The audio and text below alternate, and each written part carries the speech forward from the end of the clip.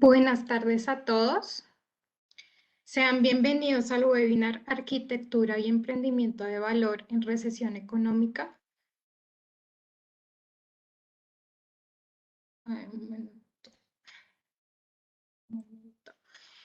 Actividad que hace parte del ciclo de charlas gratuitas ofrecidas por la Dirección de Educación Continua de la Universidad de los Andes, en conjunto con diferentes facultades también de la universidad, en esta ocasión en conjunto con la Facultad de Arquitectura y Diseño. Con este espacio buscamos ofrecerles nuevas alternativas para que continúen aprendiendo en cualquier momento de su vida. Antes de iniciar, queremos contarles que tendremos un espacio para responder sus preguntas. Así que los invitamos a enviar sus inquietudes escribiendo en Webex en el espacio de preguntas y respuestas. Y si nos acompañan por Facebook Live, por favor, escríbanos en el espacio de comentarios. Les recordamos que este evento está siendo grabado, por lo tanto, a través de correo electrónico les enviaremos enlaces para que puedan volver a verlo. Sin más preámbulo, el día de hoy nos acompaña como panelista de este evento Alejandro Saldarriaga Rubio, arquitecto graduado de la Universidad de los Andes, es candidato a máster de diseño arquitectónico en la Universidad de Harvard de Estados Unidos. Su trabajo ha sido parte de publicaciones y exhibiciones en Colombia, Estados Unidos, Alemania, Senegal y Francia. El año pasado recibió la distinción dorada en los Design That Educates Awards del 2020 bajo la categoría de Responsive Architecture. Sin más preámbulos, le damos la bienvenida a Alejandro para que empiece su presentación. Listo, muchísimas gracias, Daniela. Ya vamos a empezar a compartir.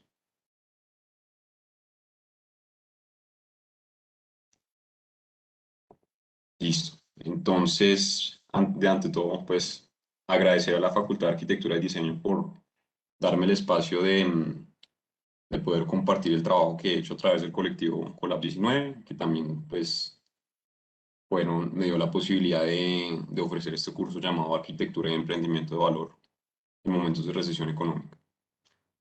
El webinar de hoy va a ser un resumen muy pequeño de lo que veremos en ese mismo curso y siento que es un tema muy relevante, sobre todo en épocas de pandemia y crisis socioeconómica que estamos viviendo, tener herramientas para arquitectos jóvenes de maneras no tradicionales de poder llevar a cabo emprendimientos exitosos.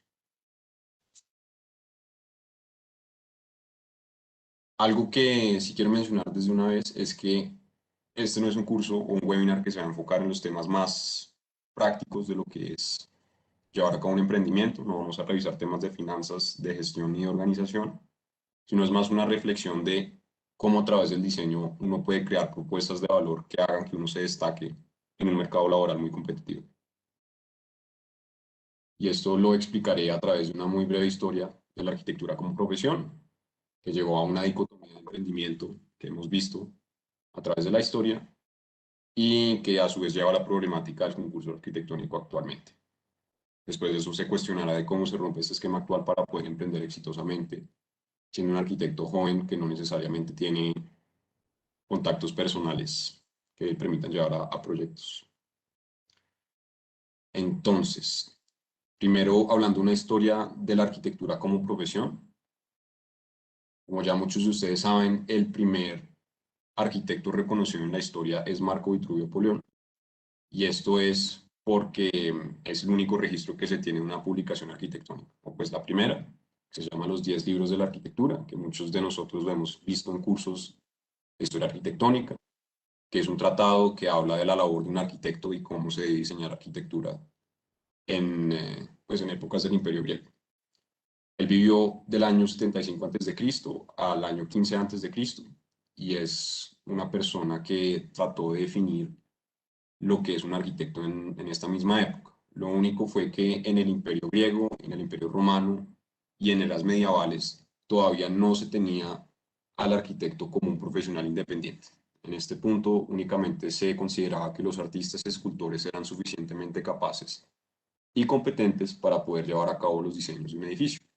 y las personas que trazaban planos y hacían maquetas eran más personas que eran consideradas artesanos. Y eso siguió así hasta el Renacimiento, en el siglo XVI, que pasaron dos eventos muy importantes. Lo primero es que hubo una estandarización de los concursos públicos de arquitectura y la clase de la burguesía, que fue una clase emergente que dependía del mercado de disciplinas creativas, hicieron que se proliferara este movimiento y esta inversión tan grande en construir nuevos edificios de índole pública. Entonces, por ejemplo, la escalinata de la Plaza de España y Santa María de la Fiore son dos proyectos que nacieron a raíz de concursos arquitectónicos. Y adicionalmente, esa es la primera vez en el mundo donde una clase social emergente genera un consorcio de artistas que ayudan a ellos a salir adelante. Entonces, estos dos factores ya definieron al arquitecto como un profesional independiente con formación académica relevante. Desde ahí en adelante se llega a una dicotomía de uno cómo puede emprender siendo arquitecto, que siento que hoy en día es algo que sigue de una manera muy similar. Y uno puede emprender a través de apoyarse en una clase social emergente, siendo parte de una clase alta o afiliándose a una institución privada, que es algo que explicaré más adelante. Esa es una de las opciones y la otra es emprender a través de ganar concursos públicos, que desde el Renacimiento hasta hoy en día siento que esta dicotomía raras veces se cuestiona. Es una manera de arquitectos jóvenes de poder generar portafolio, a su vez credibilidad, que puedan llevar a más clientes futuros. Y hasta el modernismo, nosotros los arquitectos que sabemos o que reconocemos como los mejores de la historia hacen parte del emprendimiento a través de generar o de participar de un grupo de élite. Tanto Mies van der Rohe, como Frank Lloyd Wright, como Alvar Aalto, Le Corbusier, Walter Gropius y Louis Kahn, todos son arquitectos que o nacieron en clases sociales pues privilegiadas o se apoyaron en una clase social emergente o se apoyaron en instituciones privadas, tales como Walter Gropius en la Bauhaus, Mies van der Rohe también, o Louis Kahn que se apoyó en la Universidad de Yale, que de cierta manera son personas que hacen de un consorcio muy de élite y a través de unirse a estos consorcios lograron así emprender y generar una resonancia a nivel internacional. Y en general esto siguió pasando hasta el año 1999, año 2000, donde ocurrió lo que ahora los arquitectos nosotros nos referimos como el efecto Bilbao, que muchos de ustedes pueden estar familiares con este efecto, que es el concurso del Guggenheim de Bilbao, que fue capaz de transformar toda una ciudad. De manera muy resumida, Bilbao estaba en muy mal estado antes de este proyecto. Hicieron un llamado a arquitectos muy famosos, donde muy directamente les dijeron, necesitamos la ópera de Sydney, nuestra ciudad se está muriendo. Y después de que se llevó a cabo el concurso, lo ganó el arquitecto que nosotros pues, conocemos como Frank Gehry, a través de este diseño que fue supremamente innovador e icónico en su época, a través de una experimentación formal muy compleja, de material, y este edificio se logró convertir en un icono turístico que ayudó a incrementar el crecimiento económico de Bilbao, la seguridad, y fue en este punto que el mundo se dio cuenta que a través de un proyecto arquitectónico muy puntual tiene el poder de cambiar ciudades. Entonces, después de este punto, el rol del arquitecto cambió. Y como este fue un concurso público, esa se volvió la manera más popular de aprender en la arquitectura. Entonces, el rol que nosotros conocíamos antes como este ente de élite, un poco más académico y también más profesional que todavía seguía diseñando, se convirtió en esta imagen ahora que nosotros nos referimos como el startup. Acá está Zaha Hadid, está Norman Foster, Renzo Piano, Herzog y de Merón, Colas, donde es una persona que ya deja de ser una persona de élite y se vuelve más como una imagen pública y más como un político que tiene la capacidad de poder transformar una ciudad a través de su gran trazo y participación en concursos. Entonces, esta manera de emprendimiento se estaba volviendo mucho más popular y tuvo una influencia mucho más grande en la generación que le siguió, que es la generación de Bjarke Ingels, que bajo mi interpretación yo me refiero a esta cultura como, pues, la cultura Bjarke Ingels, que es a través del trabajo duro y el esfuerzo y la participación en muchos concursos a escala internacional, uno tiene la posibilidad de poder crecer de manera muy rápida y tener menos de 40 años y ser un arquitecto reconocido a escala internacional, donde hay muchos arquitectos o muchas oficinas que se derivan de esta cultura, que incluso ha sido muy influenciada en firmas de arquitectura colombianas, que a nivel personal siento que Taller es la oficina que más se acerca a este modelo de oficina internacional que puede ganar concursos a escala internacional. Entonces, a raíz de eso, cuando yo me estaba graduando de la universidad y muchos de mis compañeros sentimos que la manera de emprender era a través de participar en concursos públicos. Y después de mucho tiempo me he dado cuenta que esta es una concepción que no es la mejor que uno pueda tener para si uno quiere emprender en oficinas, y voy a explicar por qué. Esta es la problemática del concurso y lo voy a explicar a través de tres diferentes constantes que cambian la posibilidad de que uno pueda emprender a través de un concurso. La primera es la oferta de los concursos, que es cuántos concursos hay en un contexto específico. Segundo es la facilidad de gestión del concurso. Esto quiere decir qué tan fácil es literal producir las planchas que uno entrega en un concurso, si uno tiene el capital o la capacidad de uno poder entregar esas planchas, que a su vez afecta mucho la demanda de los concursos, que es cuántas personas están concursando. Entonces, especulativamente, si uno analiza el modernismo, la oferta de los concursos era más alta, ya que llevar a cabo un concurso o entregarlo físicamente era un reto mucho más grande. Si uno tenía que entregar 6 pliegos dibujados a mano con todo el rigor y claramente teniendo pues un diseño detrás de todo eso, simplemente era mucho más tiempo y muchas más personas, que eso quiere decir que uno necesitaba mucho más capital para poder invertir en entregar un concurso, que eso a su vez llevaba a que la demanda de concursos o las personas que tuvieran esos recursos para concursar fuera más baja. Y ese esquema sigue siendo en lo que fue la era postdigital, o que ya que se introduce AutoCAD y ya se empiezan a introducir programas de renderizado, donde el esquema de las oficinas sigue siendo el dueño que funda una oficina, es familiar con estos programas, pero no al nivel de que ellos mismos puedan producir el material de un concurso. Y yo comparo estas oficinas a oficinas como Daniel Bonilla, Daniel Bermúdez, Fernando La Carrera, Juan Pablo Ortiz, donde se tiene un arquitecto que diseña, que es un arquitecto muy bueno, pero no tienen la posibilidad de manejar estas herramientas digitales. Entonces tienen que depender también de un equipo mucho más reducido a lo que era antes para poder llevar a cabo un concurso. Que si la oferta de concursos se mantiene igual, la facilidad de gestión del concurso sube y la demanda de los concursos claramente sube.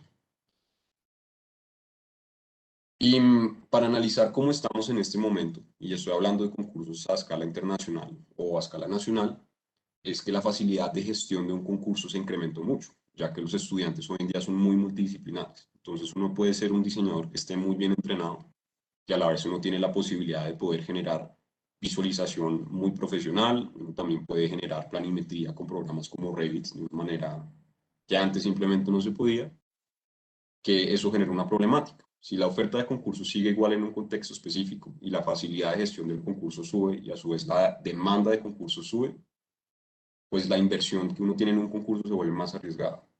Que siento que eso es un efecto que está pasando hoy en día con arquitectos jóvenes, donde se está volviendo cada vez más difícil concursar y mucho más competitivo. Yo he tenido formación profesional en Copenhague y en Zúrich, donde me he dado cuenta muy rápidamente que sin importar que la facilidad de gestión sea por estudiantes o que la demanda de concursos sea muy alta, estos contextos en específicos tienen aproximadamente 4 concursos públicos al mes, que también la oferta de concursos es supremamente alta y competitiva. Y también es una oferta de concursos donde cualquier persona egresada con un título local puede participar. Que esos ambientes dan para que oficinas como BIG puedan surgir adelante, que es arquitectos jóvenes que a partir de concursar puedan llevar a cabo un emprendimiento exitoso. Ahí yo creo que está el error de nosotros tener como BIG como referencia oficinas que puedan emprender a través de concursos en esos contextos específicos, porque si nosotros lo comparamos a Colombia, nosotros somos un contexto que se tiene aproximadamente 6 concursos públicos al año. que a diferencia de otros contextos es algo muy bueno. Siento que la Sociedad Colombiana de Arquitectos es muy buena en gestionar concursos públicos y es un apoyo que arquitectos jóvenes tenemos en este país que no se tiene en otros países del mundo, pero es una oferta, el concurso que ya se le sale de las manos a la SCA y entra más en qué tantos recursos el Estado tiene para invertir en concursos. Teniendo en cuenta que cada vez más estudiantes salen que son diseñadores muy talentosos que tienen la potestad de poder manejar todos los programas, la facilidad de gestión de un concurso se está subiendo mucho y a su vez la demanda de los concursos sube más. Entonces, invertir en un concurso no sigue siendo la opción más sensata o no sigue siendo la inversión de tiempo más sensata que uno puede hacer como arquitecto joven. La pregunta es, ¿cómo se puede romper este esquema actual? Y para esto he traído 3 referentes de oficinas de arquitectura joven que vienen de contextos muy similares, donde hay pocas oportunidades para arquitectos jóvenes y a raíz de una respuesta a esto han logrado emprender de una manera exitosa. La primera es Assemble Studio en el Reino Unido, que a través del upcycling y la autoconstrucción lograron tener un emprendimiento supremamente exitoso. En Estados Unidos tenemos a la arquitecta Jennifer Bonner, que a través de una inversión en un proyecto supremamente innovador logró armar una carrera profesional impresionante. Y finalmente, en nuestro contexto colombiano tenemos pues, a Colab 19, que es el laboratorio de arquitectura que he fundado junto al arquitecto Germán Bamo, donde nosotros nos apoyamos mucho en la economía, temporalidad y sistemas existentes para poder llevar a cabo experimentos a escala 1:1, que les podemos literal tomar fotos y publicarlos diciendo que ya somos arquitectos con experiencia. Entonces, para explicar por primer lado la oficina del Reino Unido de Assemble Studio y explicar el contexto de ellos vienen, es un contexto que es mucho más competitivo que el contexto colombiano, porque hay muy poca oferta de concursos para arquitectos recién egresados de universidades. Los concursos en general son dedicados a oficinas de tamaño medio, que ya tienen una experiencia relativa, y claramente también es un lugar donde hay mucha demanda de concursos, ya que sobre todo Londres es un foco impresionante en Europa de estudiantes de arquitectura. Entonces, Assemble Studio nace a raíz de 18 estudiantes que deciden hacer un consorcio, que están muy frustrados con la falta de oportunidades que hay en el mercado y también la falta de educación práctica en la academia, en el contexto académico del Reino Unido.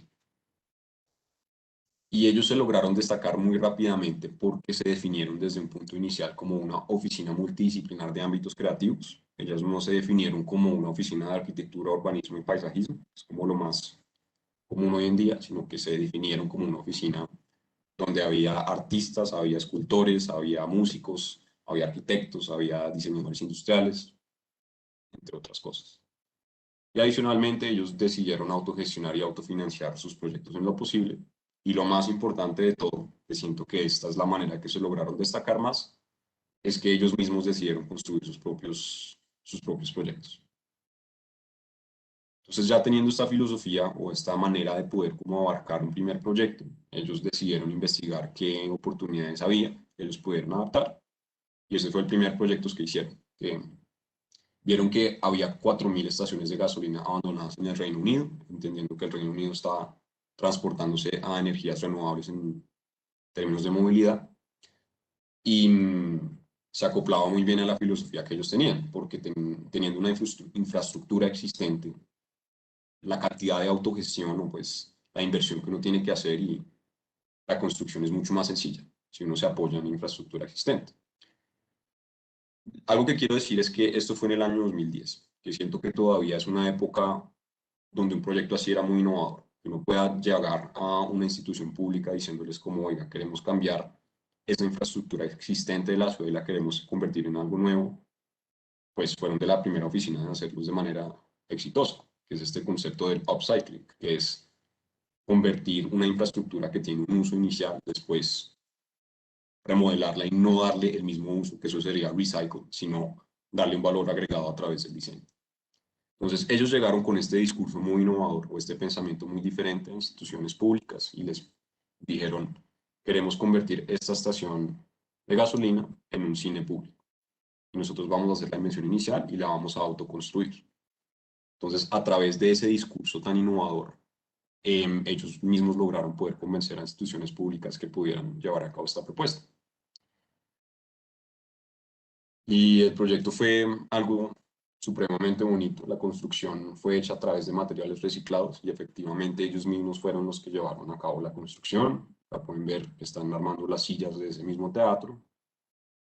Y acá este sistema de cortinas que ahorita lo van a ver en acción, que está hecho de este material térmico.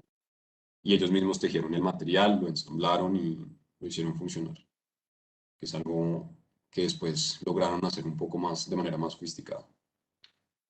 Y este es el resultado que siento para su época fue muy canónico en el sentido que lograba mostrar una estética muy industrial, muy rudimentaria, muy artesanal, pero a la misma vez también muy urbana, que es algo que siento que está muy de moda hoy en día en proyectos públicos en las ciudades. Y este fue el proyecto final, donde pueden ver en acción cómo es que funcionaba este sistema de cortinas, que pues permitía esta flexibilidad, esta permeabilidad de este cine. Y de ahí en adelante ellos tomaron como aprendizaje que apoyarse en infraestructura existente y reutilizar, entre comillas, basura o elementos que usualmente se consideran basura era una muy buena manera de llevar a cabo proyectos. Entonces, ya teniendo una cabida de un proyecto inicial, en el año 2011 ellos decidieron volver a hablarle al gobierno y decirles, miren, nosotros ya logramos convertir una estación de tren, una estación de gasolina en un cine, ahora déjenos readaptar el espacio bajo de los puentes, un espacio bajo de los puentes, que es una problemática urbana que se tiene en todas las ciudades del mundo, que esos espacios son muy inhabitables y remodelarlos para generar centros comunitarios, pues es una idea muy buena, que también nace una reflexión académica. Lo único es que allá ellos ya tenían suficiente cabida para pedirles al gobierno que pudieran hacer una obra un poco más ambiciosa, de más tamaño, y ellos lograron innovar muy bien porque diseñaron un sistema de construcción que fuera suficientemente sencillo y seguro para que los voluntarios lo pudieran llevar a cabo. En este proyecto específico hubo más de 150 voluntarios que ayudaron a hacer esta fachada, que es un sistema de armar collares de, como ellos dicen, como bead necklaces. Y esta lógica ellos la siguieron utilizando a través de todos sus proyectos, que ellos diseñan sus proyectos a través de una lógica de gestión y qué tan fácil es construir.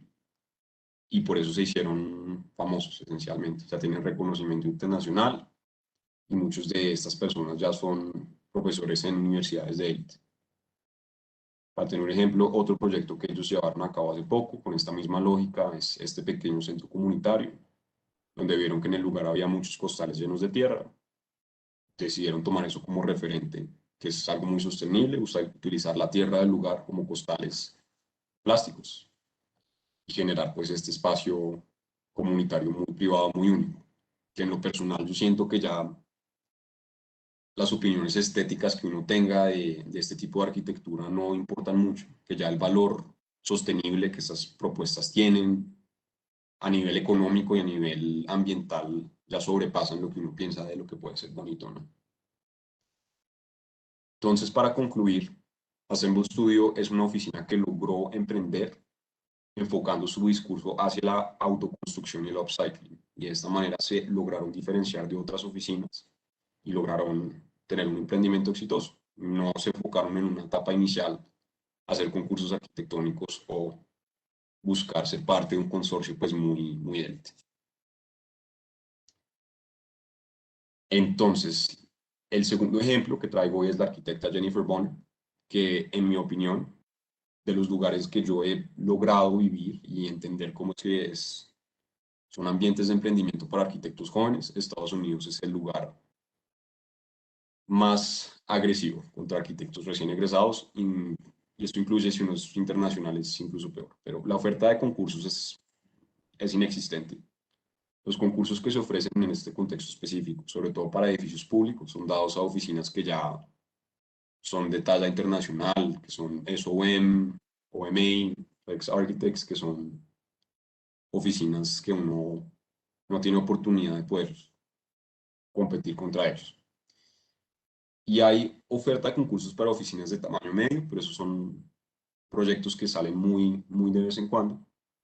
y también es un foco de universidades muy buenas. Está la Universidad de Harvard, la Universidad de Columbia, está Yale, está Princeton, que hace que haya un foco de estudiantes muy talentosos que tengan la potestad de generar concursos, que hace que la demanda sea muy alta, pero que la oportunidad local sea casi inexistente. Entonces, en este contexto específico, yo podría dar muchos más referentes de arquitectos que están innovando en maneras de emprender, pero hoy en día les voy a hablar de esta arquitecta, que es la arquitecta Jennifer Bonner, que nació en Alabama, Estados Unidos, que tuvo formación profesional en oficinas internacionales, incluyendo OMA en Nueva York, y tiene una maestría en el Harvard Graduate School of Design, que ella fue profesora mía. A pesar de que esta hoja de vida sea muy impresionante, eso es algo que yo también he vivido, que hay miles de estudiantes que se gradúan al año en Estados Unidos que tienen esta misma hoja de vida. Entonces, destacarse en este mercado laboral es muchísimo más competitivo de lo que uno cree. Y ella es una arquitecta académica, muy académica, y se destacó porque logró llevar a cabo una de sus investigaciones académicas a escala arquitectónica, que ya lo voy a explicar. Entonces, ella comenzó haciendo una investigación mucho más artística llamada Domestic Hats, que fue una investigación de las tipologías de las cubiertas que existen en las casas suburbanas de Estados Unidos, y a raíz de esta investigación de estas tipologías experimentó las formas que estos sistemas podrían generar. Y acá en estas dos imágenes pueden ver la riqueza volumétrica que tiene cada uno de esos experimentos y lo interesante y diferente que es a lo que es una arquitectura pues más tradicional. Que esto tuvo suficiente resonancia en el mundo académico para convertirse en una exhibición, claramente acá inspirado en esta tipología de dos aguas traslapada que lleva pues a esta experimentación que ella hizo acá. Y si uno une todas estas piezas, estas 12 piezas, se genera pues una forma muy, muy llamativa y muy única. Entonces, ella ya sabía que había un tema muy interesante en un mundo de diseño académico. Entonces, ella hizo la pregunta de cómo se puede llevar a cabo esta complejidad formal de una manera innovadora a una escala arquitectónica. Entonces, ella entendió muy rápidamente que la geometría que ella quería generar, el sistema constructivo que se acopla mejor a ese concepto, son los paneles prefabricados. Poder llevar a cabo alguno de estos diseños a través de construcción en ladrillo, construcción en concreto, construcción en metálica, hubiera sido algo que es muy complicado de llevar a cabo. Entonces empezó a investigar sistemas que se acoplaran bien a esta idea que ella tenía y llegó a esta tecnología llamada el CLT o el Cross Laminated Timber. Esa es una tecnología muy nueva que está originada en Europa del Norte, que cambia las propiedades de la madera. Nosotros en general como pues, sociedad internacional dejamos de utilizar la madera para las construcciones en altura, ya que la madera es un material que solo funciona bien en un sentido, y eso se da gracias a la dirección de las fibras de la madera, hace que la madera sea muy resistente en un sentido, pero en el otro sea supremamente débil. Entonces lo que se inventaron estos, si no estoy mal, fueron austriacos los que se inventaron esto, fueron unos paneles de tablones de madera unidos y cada nivel ellos cogían esos mismos paneles y los rotaban para generar que la madera pudiera ser fuerte en ambas direcciones. El resultado son estos paneles prefabricados de tamaños impresionantes, que son de 3 por 15 metros, que ya permiten una construcción muy rápida y ya están muy estandarizados en un contexto de Europa del Norte. En Escandinavia, por ejemplo, en Suecia, en lugares de Suecia, uno tiene que argumentar por qué uno no quiere utilizar este material como construcción. Ya está tan estandarizado que uno tiene que hablar con el gobierno si uno quiere hacer un edificio de concreto. Que es algo que es muy extraño. Uno no se puede imaginar que haya un contexto constructivo que funcione así. Y algo que hay que mencionar es que este material es supremamente sostenible. Esta madera nace de bosques que crecen más rápido que se están talando y también pues la absorción de dióxido de carbono que tiene este nuevo mercado donde están plantando muchos más árboles, resulta en que este material sea net, net zero en emisiones de dióxido de carbono, que es un material que, en mi opinión, siento que es el futuro de la construcción, al menos en el mundo desarrollado. Entonces esta arquitecta también vio que esos paneles de tamaños tan grandes le podían a ella generar esta formalidad tan como de pliegues que se tiene, pues ella podía generar esos tamaños tan precisos con un material completo, que se podía ver mucho más limpio el diseño en sí. Lo interesante fue que este material apenas estaba entrando en el mercado americano y después de una investigación muy rápida, ella se dio cuenta que tenía la posibilidad de hacer la primera casa en Estados Unidos con este material. Ya este material había entrado lo suficiente que fuera contemplado en normativas locales, pero que todavía nadie se había arriesgado a utilizar este material en una construcción. Entonces ella inmediatamente dio una oportunidad muy grande para generar un reconocimiento a escala internacional.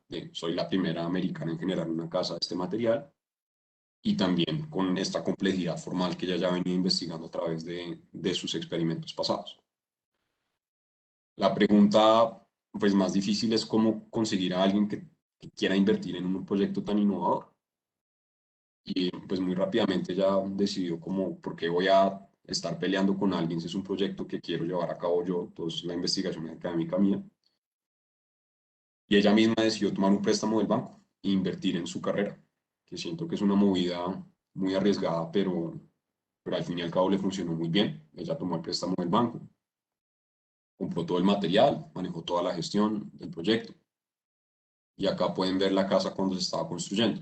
Que que puedan entender que este sistema constructivo es algo impresionante, que la construcción se vuelve como armar una maqueta, donde uno ordena las piezas de esos paneles de madera, uno ya vienen cortados de la fábrica de uno, que es más o menos hacer un corte láser en cartón paja, y la construcción es supremamente rápida y también, como había dicho antes, es un tema muy sostenible, que más allá de si el material es muy caro, el tiempo que uno se demora en construirlo, pues ya sobrepasa el costo del material, el tiempo que uno se está ahorrando.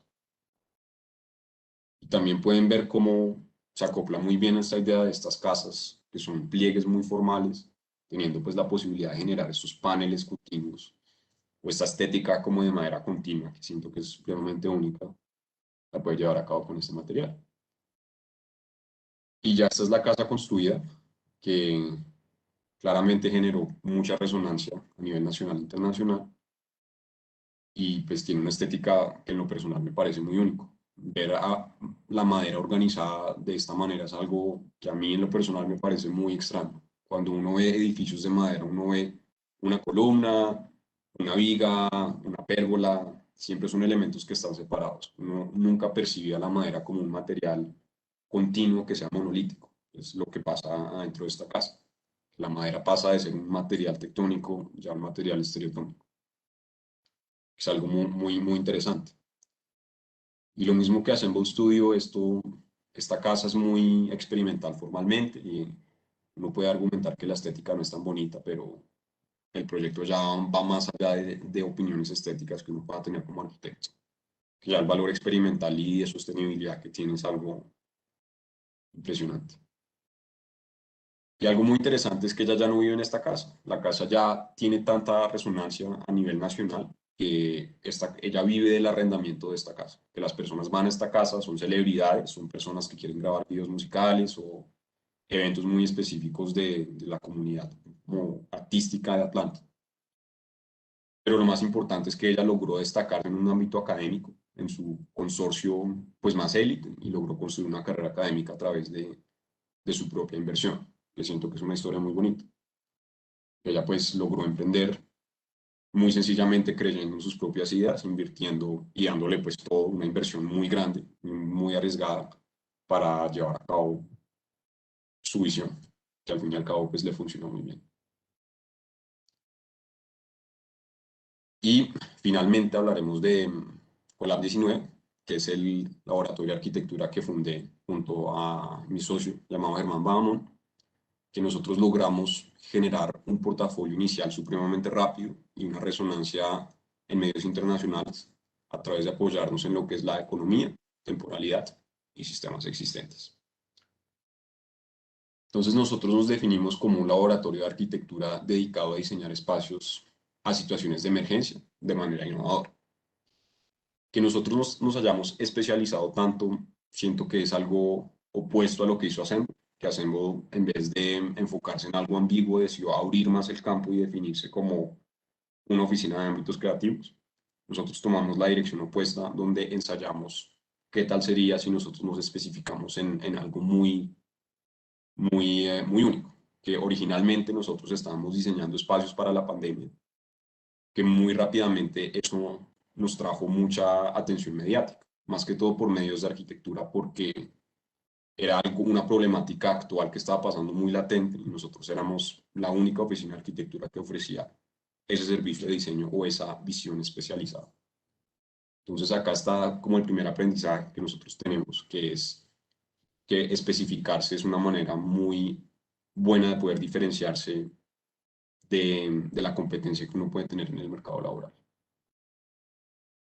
Entonces, para explicar la manera en que nosotros nacimos, pues claramente fue a través del análisis del contexto de Bogotá, sobre todo en pandemia, donde había una de las cuarentenas más largas desde el inicio del virus a escala global, que llevó a que 40% de los restaurantes de la ciudad estuvieran cerrados, que a su vez llevó a niveles de desempleo casi que sin precedente en la ciudad en los últimos años.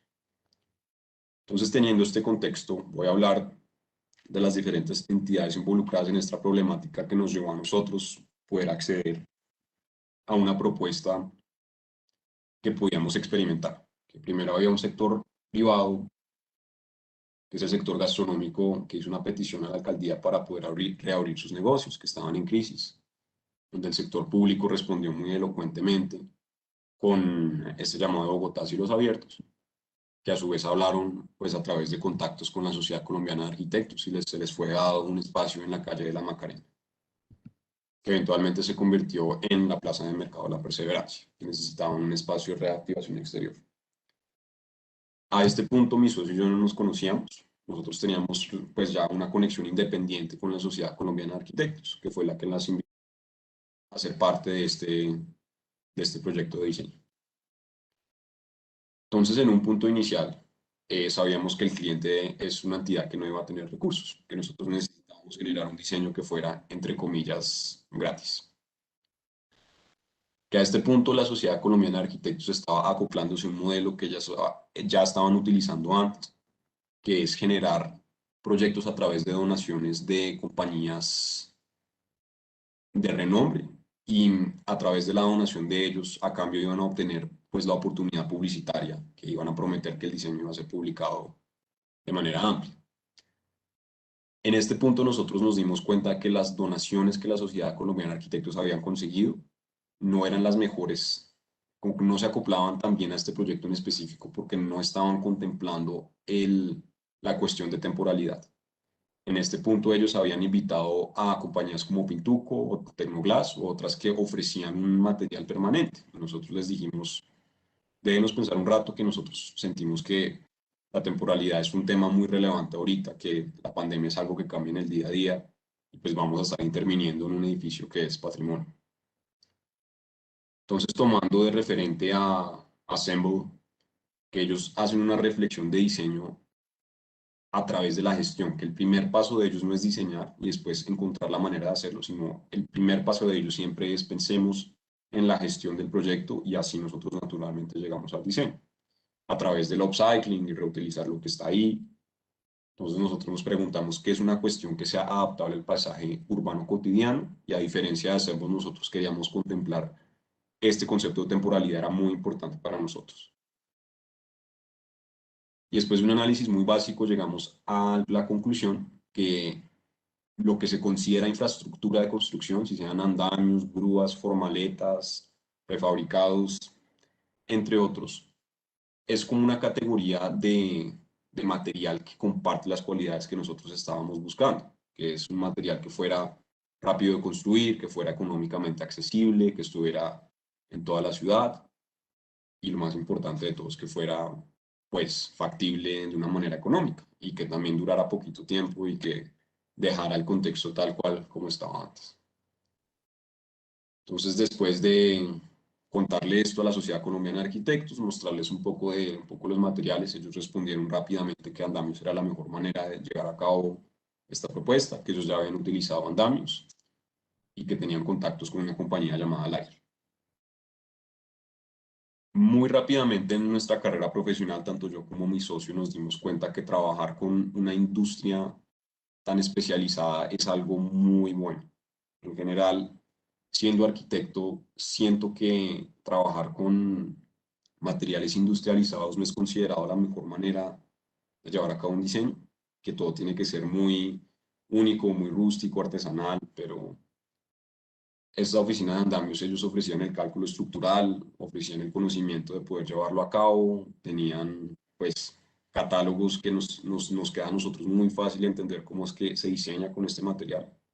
Entonces es algo que recomiendo mucho, trabajar con la industria es algo que es muy sencillo. Y pues bueno, ya teniendo una idea de cómo poder darles un diseño gratis a estas personas que también fuera temporal, ya muy sencillamente les preguntamos a los de la plaza qué es lo que necesitaban. Y la petición más urgente que hicieron fue el hecho que en este espacio al frente de la plaza ellos solo podían poner 7 mesas, donde antiguamente podían tener 16. Eso es por normativa de distanciamiento social que tenía esta idea de Bogotá cielos abiertos. Entonces, muy lógicamente nosotros le respondimos, bueno, usted tiene que densificar el espacio público, que no es solamente pensar el distanciamiento social en un eje horizontal, sino pensarlo también en un eje vertical. Y nosotros dimos esta idea pues de manera tan relajada, o pues de prometer un segundo piso de manera tan fácil, por el hecho de que nosotros ya sabíamos que teníamos un sistema que está diseñado para subir en vertical de manera rápida y de manera muy flexible, muy rápida.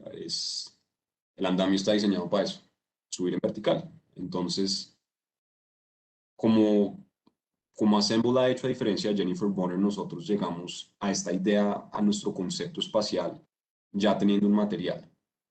Uno usualmente como arquitecto inicialmente tiene un concepto espacial y después busca un material que se acople a esa idea espacial que uno tenga, pero con este proyecto en específico nosotros primero llegamos a los andamios, que a su vez muy naturalmente nos llevó a este concepto de densificar el espacio público y que muy naturalmente también nos llevó al diseño final, que fue, queríamos diseñar esta escalera habitable donde esencialmente el edificio sea muy transparente, que lo que resalte de la estructura sea más el uso que se le está dando. También funcione como un tipo como de máscara hacia lo que es la fachada de la perseverancia. Y como pueden ver en la planimetría de este proyecto, nosotros no tuvimos mucha destreza en términos formales o estéticos de diseño, solo fuimos muy rigurosos en entender cómo es que uno puede disponer este material y para generar esta escalera habitable. Y ahí fue que llegamos al diseño final, que nuestra decisión final fue poner este cielo raso con cortinas para tratar de romper esta estética tan industrial y fría que tiene el andamio. Y así fue que llegamos a lo que se llamó como el proyecto La Persa, que pues estamos muy felices de poder decir que se convirtió en un símbolo de reactivación económica en la ciudad y pues siento que la parte más importante de toda la historia es que logró incrementar un 300% de ventas en el primer mes para las cocineras de la plaza, que estaban en una situación muy precaria antes de esta intervención. Entonces, a raíz de esta intervención que fue muy exitosa en medios, mediáticamente en esta ciudad, nos dimos cuenta que había un nicho en el mercado que nosotros podíamos potencializar, que es una situación de emergencia en la que está viviendo Bogotá, donde las personas están muy abiertas a escuchar ideas innovadoras. Si no estoy mal, este es el primer proyecto habitable de andamios que se ha hecho, al menos en la parte norte de Sudamérica. Y decidimos seguir adelante con esta misma lógica. Ya vemos que fue muy exitosa y por nosotros poder diferenciarnos de otras oficinas locales, llegamos a una publicación en Axis. Y a raíz de esa publicación en Axis fue que nos ya contactó un cliente de una par de casas a las afueras de Bogotá y logramos emprender como oficina de una manera un poco tradicional. Entonces, a raíz de eso, seguimos con esta idea de arquitectura temporal, que es como arquitectura táctica, y logramos hacer este anfiteatro flexible en la Plaza de Mercado de la Concordia, que también es un esquema muy similar a lo que funcionó en la Perseverancia, solo que ahora con todos los multiusos y con Yuten, donde se pudieron llevar a cabo un par de conciertos en la pandemia. Un proyecto muy interesante. Y el tercer proyecto que logramos construir en Bogotá hasta ahora fue esta capilla que decidimos donar a la, a la, a la iglesia Santa María de la Alhambra en Bogotá, donde en este proyecto nosotros decidimos innovar un poco más y no utilizar el sistema de andamios que habíamos visto sino decidimos utilizar un sistema menos común en el mundo de arquitectura, que decidimos utilizar el sistema de apuntalamiento horizontal, que es el sistema que se utiliza en construcciones para fundir placas de concreto, que en lo personal siento que tienen una estética muy interesante, que es este bosque de columnas. Es una tecnología que cualquier obrero conoce. O sea, es una tecnología que ya está hace 80 años en la construcción latinoamericana y es muy fácil para los obreros poder construir con este material. Y este es mi proyecto favorito a nivel personal porque siento que es el que pudo llevar más allá la estética del material. Inherentemente el material en sí siento que ya es muy bonito, pero de cierta manera pues logramos acceder a una expresión arquitectónica muy sofisticada. Los arquitectos siempre buscan estas columnatas infinitas con aperturas de luz muy significantes o placas que están flotando más o menos y nosotros a través de utilizar los materiales más baratos del mercado pudimos llegar a esta estética muy interesante. Es una prueba para arquitectos jóvenes que tener bajo presupuesto no necesariamente es algo malo. Y sí, y para concluir y darles el consejo a ustedes es que nosotros logramos emprender haciendo proyectos temporales, que teniendo en cuenta pues la temporalidad de las cosas, hace que las cosas se puedan arrendar, que uno no tenga que comprarlas, que hace que la inversión inicial sea algo mucho más fácil y que se pueda acoplar a unos tiempos muy diferentes a los que uno se imagina.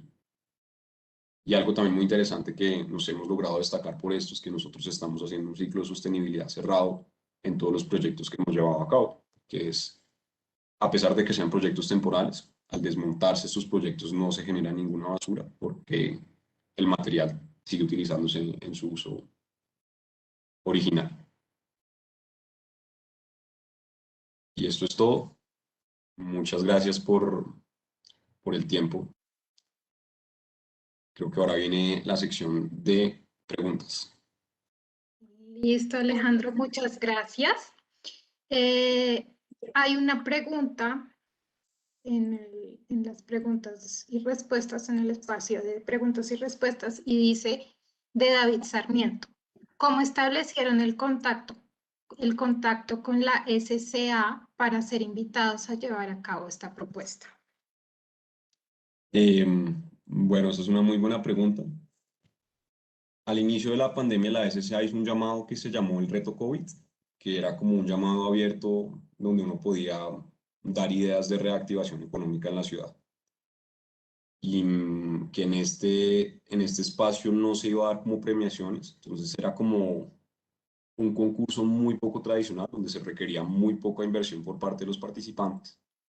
Y, y sí, tanto yo como mi socio, pues tuvimos propuestas que fueron destacadas y a la SCA les gustó mucho la manera en la cual nosotros estábamos planteando soluciones. A raíz de eso estuvimos en contacto con él, que fue que a raíz de eso nos llevaron a invitarnos a esta propuesta. Perfecto, muchas gracias. Aquí nos preguntan también, Juan Huertas, ¿qué visión puede aportarle un posgrado en el extranjero para un arquitecto joven colombiano? Pues esta pregunta es buenísima, porque me da en un espacio muy personal que estoy asumiendo que la mayoría de personas atendiendo a este webinar son uniandinos como yo. Y yo siento que en la universidad, al menos el camino que yo escogí fue muy técnico. Entonces, yo tuve una formación que siempre me enfocaba en clases que daba de estructura o de edificios institucionales como teatros demás, enfocarme como en profesores como Rafael Villazón o Bueno, por ese lado, entonces sentí que mi visión a lo que era arquitectura y diseño estaba muy restringida a una tipología específica de edificio y también a como edificios de Peter Zumthor o de arquitectos mucho más tradicionales. Y tuve esa visión de una manera muy terca hasta que fui expuesto a este ambiente de Harvard. Yo no apliqué a Harvard con una consideración muy rigurosa, simplemente fui muy atraído por el nombre y no investigué bien dónde me estaba metiendo, porque yo quería entrar a un School of Architecture, pero a su vez yo entré a un School of Design, que este pensamiento muy terco que uno tiene que la arquitectura tiene que ser así y solo uno puede acceder al éxito a través de diseñar edificios públicos de gran escala, pues me cambió completamente ese contexto de manera relativamente agresiva. Yo inicialmente en los primeros semestres me agarré con muchos profesores que ellos me estaban diciendo usted por qué tiene la mente tan restringida a lo que debe ser la arquitectura y exponerme a ese ambiente me abrió mucho más la mente a lo que era la arquitectura y el diseño. Y siento que tanto esta propuesta o este pensamiento de que nos llevó a pensar en arquitectura temporal, que fuera sostenible, que fuera low cost, no hubiera llegado a eso si no hubiera estado expuesto al ambiente universitario de Harvard. Entonces lo recomiendo mucho.